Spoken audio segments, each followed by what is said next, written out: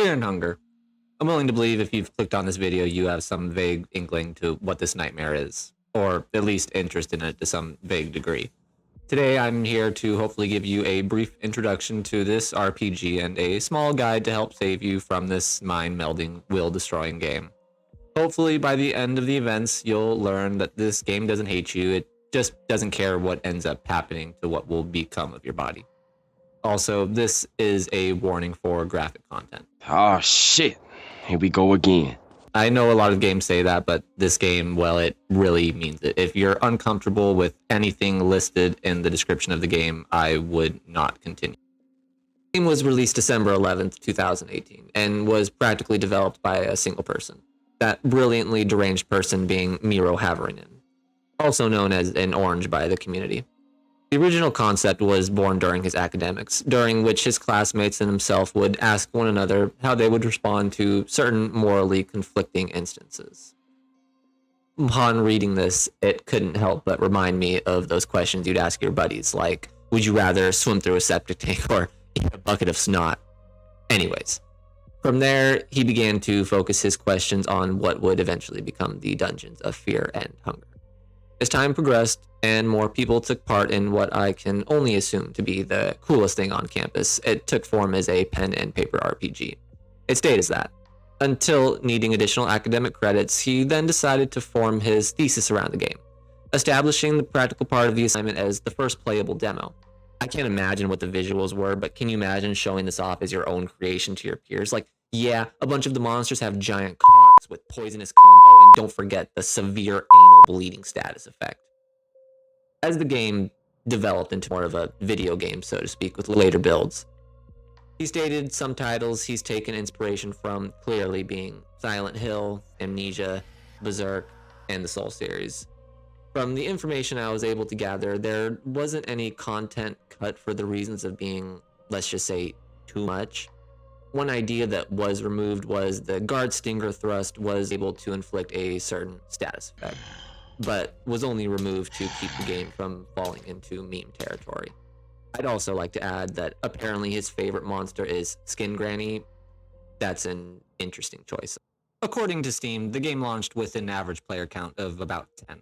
Most of the reviews from that initial release period being mostly positive, with the peak player count never even passing 50 people for the following 2 years. At time of recording, the player count has an average of 510. I like to imagine how many people have picked up the game and stayed at the beginning far too long to become mauled by the dogs over it until they give up the game.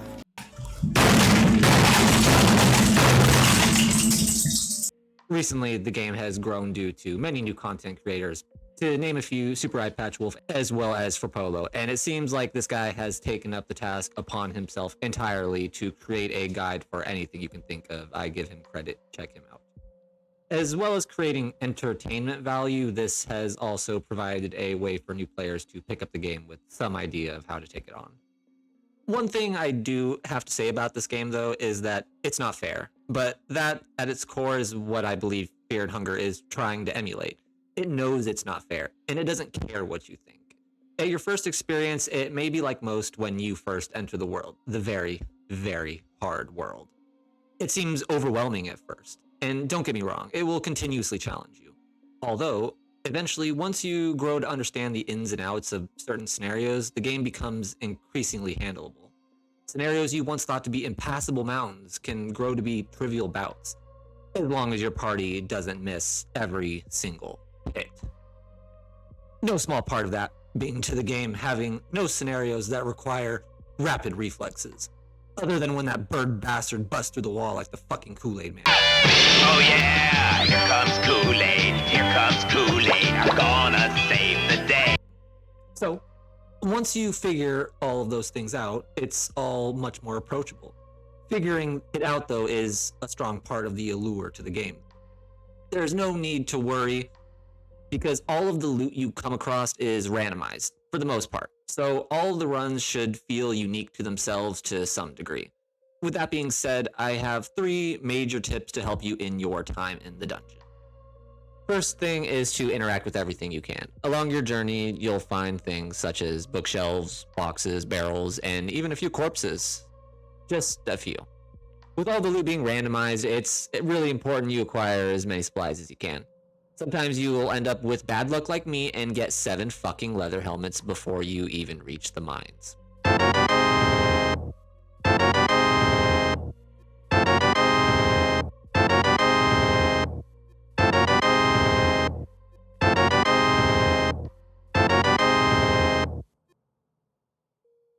Items can be used in more ways than just healing. Whether you're in and out of combat, don't forget to experiment with everything.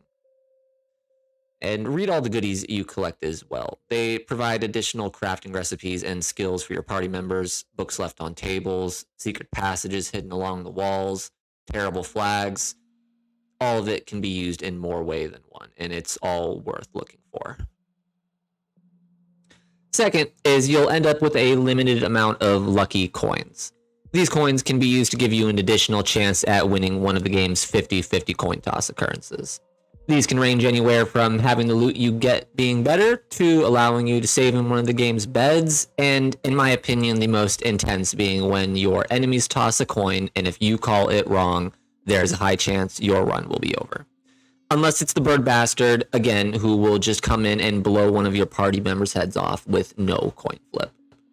I personally find it best to save for when I really need it, like when I'm having a good run and would really love to save without getting my cheeks clapped, or when I'm having a terrible run and I'm about to get my cheeks clapped by an enemy that I desperately do not want to die to. Why are you running? Learning when to use these will be a big help on your journey to keep all of your limbs intact. Third, you don't get dog shit from killing these guys. No EXP, no real reason to defeat them unless they have a specific drop you need or to clear the path for yourself. That being said, you can avoid many of the enemies without any detriment to your playthrough. If you get caught by an enemy, you're sure will be the death of you, and you'll learn which ones will be the death of you. You should just run. When you do engage in combat, however, recognize their movesets. For an example, the guard will always use his coin toss attack on the second turn. If you can remove his cleaver arm at the first turn and guard the second, it'll increase your chances of surviving since the guard block will negate the coin toss attack, giving you another chance to die tomorrow.